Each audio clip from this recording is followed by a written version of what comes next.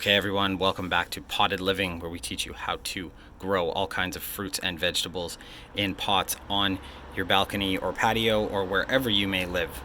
I have a beautiful south-facing balcony, which is great in the summertime. The leaves haven't really started to come out yet. It's been a cold spring. But today I wanted to show you my Babycakes Blackberry Bush. Not so much of a bush right now as it's still getting ready to grow for the season. This is my second season with this bush. It produced a ton of beautiful blackberries last year. I actually cut the canes all the way to the soil.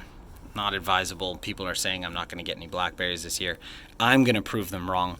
Follow along in my videos. I'm going to talk more about the Babycakes Blackberry, but I just wanted to give you a first look at how it looks at the beginning of the season. Again, in my hacked version of a self-watering pot. Again, there's a video, I'll attach it at the end of this clip, on how to use self-watering pots for container living, where they don't actually self-water. They actually drain. They help with drainage.